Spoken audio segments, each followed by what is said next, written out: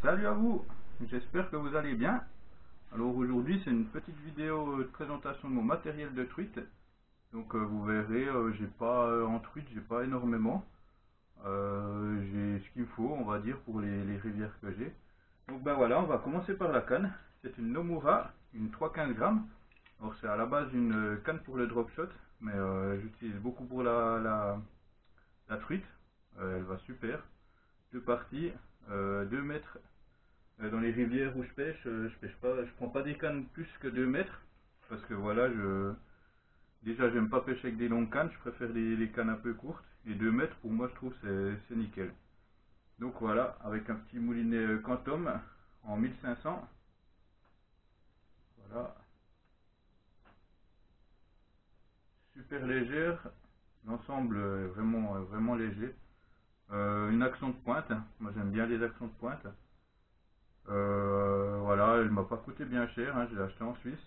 Je pense moulinet canne, ça a dû me faire à peu près, on va dire quoi, 150 francs par là autour. La canne elle était je crois 70, ouais, même pas, 70, ouais 120 francs par là. Moulinet je crois qu'il était une cinquantaine de francs.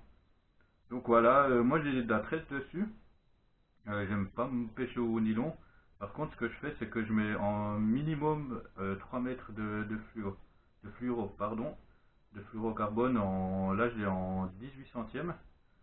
Comme ça, quand je pêche, comme c'est pas des grandes rivières, j'ai toujours le fil qui est dans l'eau. Du coup, ma tresse va très rarement toucher l'eau.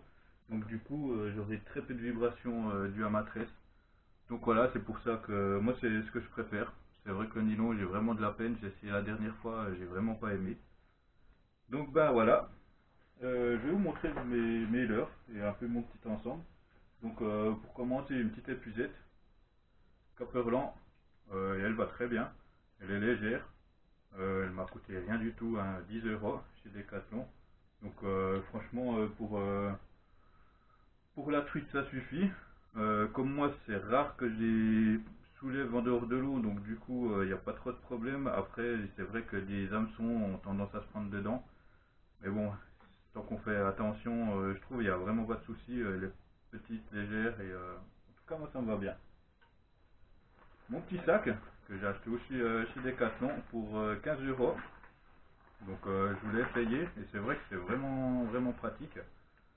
Donc voilà, ouais, comme j'ai dit 15 euros, il y a 4 boîtes dedans. Donc, je vais vous montrer les boîtes, j'ai changé un peu. Alors c'est 4 boîtes comme ça, avec possibilité de changer, enfin d'aménager comme ça, comme on veut. Donc c'est vraiment super. Donc ben, comme j'ai là, je vais vous montrer mes premiers leurres. Du leurre souple, le connu, donc j'ai en différents coloris. Les Black Minnow, hein, pardon. Donc voilà, vraiment des super bons leurres, très souples. Alors ils sont fragiles, ça c'est sûr. Quand on va les planter, c'est un hameçon texan, donc quand on les plante dedans, il va vite se déchirer. Mais après, il nage terrible. Un peu, je trouve, le système pour les crochets, c'est un petit peu chiant, c'est vrai. Mais sinon, super bon leurre. Avec celui-là, j'en ai fait plein. J'ai pris aussi un peu de rose, que je vais aussi les utiliser sur les perches, bien sûr. Voilà, différents coloris.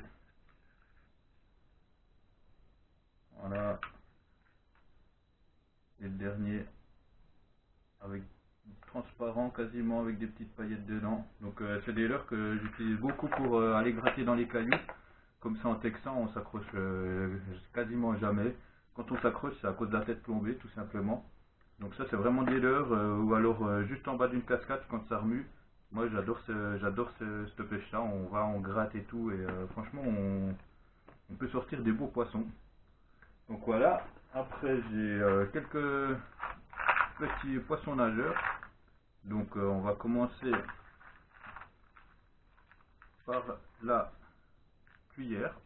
J'en ai une, mais il en faut quand même une, hein, même si certaines personnes disent ouais c'est has-been et tout. Faut pas les écouter, ça peut toujours être utile, surtout dans des eaux bien teintées. Ça peut faire la différence. Donc j'en ai toujours une au cas où, d'ailleurs ça c'est un ami qui me l'a donné, donc je le remercie.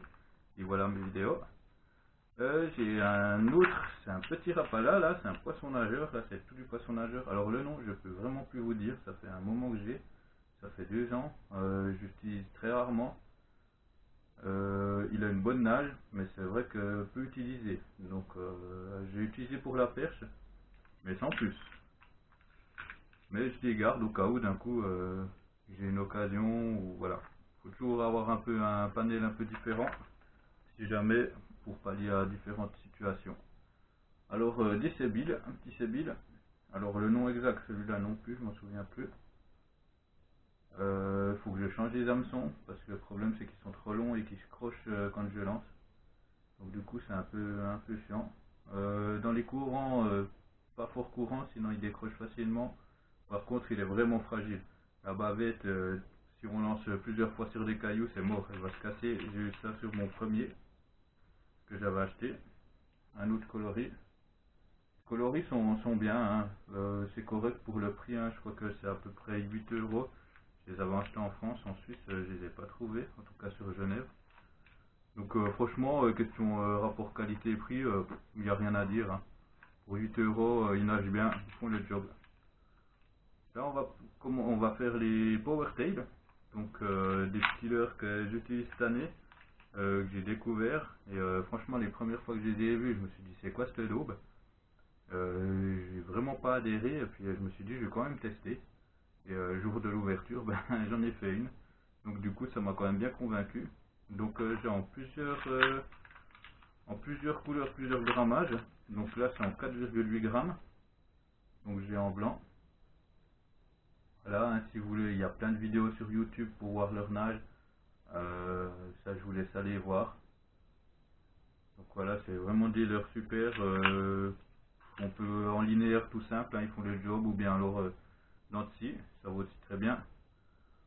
L'autre coloris, voilà, super. Ça, je vais aussi les tester sur la perche, je pense que ça va quand même bien le faire. Donc ça, c'est en 4,8 grammes, l'autre c'est en 10 grammes.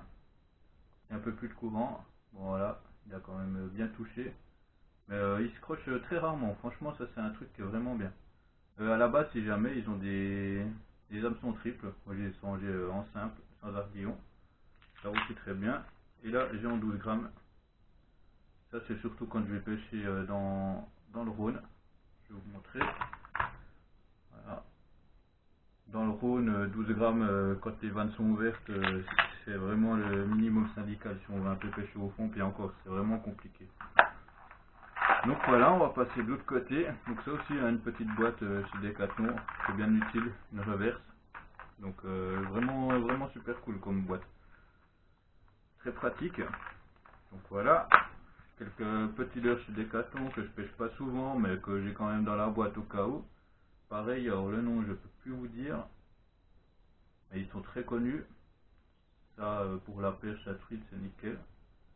Voilà, j'ai en cette couleur là, comme ceci. Et une dernière couleur, comme ceci. Voilà. Donc il nage bien, pas dans le fort courant, sinon il décroche vraiment rapidement. On va passer dans les derniers. Donc ça c'est un petit Rapala X-Rap Condon 3, 5, pardon. Voilà, en arc-en-ciel. Il marche super bien, hein. Il est bon nage pour le prix. Il plonge pas très profond, hein, comme d'hab. Mais super bonne nage, rapport qualité-prix très bien. Le petit Ilex. Là par contre c'est un peu plus cher, mais aussi une nage terrible. Celui-là il est bruteur. Voilà, j'ai voulu en prendre quand même un de bruteur, parce que des fois on a il y a l'arbre, il est vraiment propre qu'en début de saison. Donc tout le reste, comme c'est des eaux de glacier, il est vraiment teinté. Donc je voulais un leurre quand même qui fasse un peu de bruit, ça peut un peu peut-être faire la différence. Et là on va passer aux deux contacts, hein, aux fameux des contacts que tout le monde connaît, hein, il n'y a pas besoin de faire la publicité pour ces leurres, hein. Ils pêchent, ils font du fiche. Alors voilà, aussi en petit arc. J'en ai deux en arc. Celles-ci en verront avec des petites taches dessus quand ils sont en frais. en rouge dessous. Marche très bien, hein. Franchement j'ai eu des bons résultats quand je suis allé pêcher au doux. Super réceptif avec ce leurre. Donc voilà, vraiment des leurres pour les personnes qui ont l'argent à mettre dans des leurres, franchement allez-y sans souci, ça va très bien aller.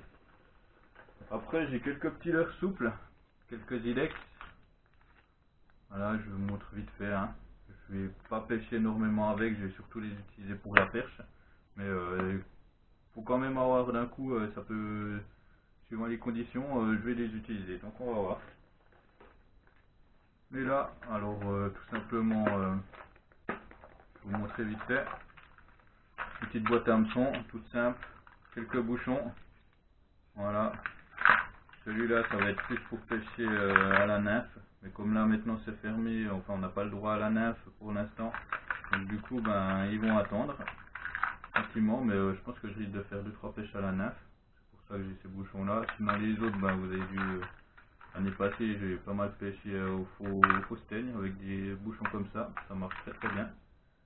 Quelques petits cranks, alors ceux-là je les ai mis dans ma boîte mais je vais pas le servir parce que, ouais, quoique, on va voir, peut-être. Petit bruiteur, un petit Nemo, mais c'est plus pour la pêche que je vais l'utiliser, mais je le mets quand même dedans au cas où. De chez Caperlan toujours, encore un autre petit crank de chez Caperlan, couleur naturelle aussi bruiteur. Alors ouais, les Ryuki, j'en ai qu'un, hein. C'est un 80, ouais, un 80. Donc voilà, hein, pas besoin de faire la pub non plus pour ces leurres, hein. Super bien pour le courant, flanc plat, très bonne nage, voilà. Pas besoin de faire de la pub pour des leurres comme ça, hein. Franchement c'est des leurres qu'il faut avoir dans sa boîte, si vous avez bien sûr l'argent pour s'acheter des leurres comme ça, bah, c'est vrai que ça coûte cher. Mais après c'est pas forcément qu'on a des leurres chers, pardon, qu'on va faire plus de poissons, hein. Il y a aussi ça, il y a beaucoup de personnes qui pensent que voilà, on a des leurres chers, alors on va faire beaucoup de poissons, ça dépend. Ça dépend, on peut avoir des leurres pas chers et faire du poisson, c'est vraiment tout dans la technique on va dire. Donc là je vais pas vous apprendre, hein, vous savez très bien. Encore un petit crank de chez Caperlan, toujours en perche. Et ça, un petit crank de chez Savagir, que je vais peut-être utiliser, on va voir, suivant les lieux. Après ça, ce sera je pense plus des leurres que je vais utiliser dans le Rhône pour les plus grosses truites. Parce que comme vous savez, dans les rivières où je suis, il y a plus de chubs. Et franchement, aux leurres dures, je trouve ils sont pas très réceptifs. Donc voilà, j'espère que la vidéo vous a plu. Je vous ai montré le matériel que j'utilise pour la truite. Donc je vous souhaite une bonne journée, une bonne soirée et je vous dis à la prochaine. Ciao.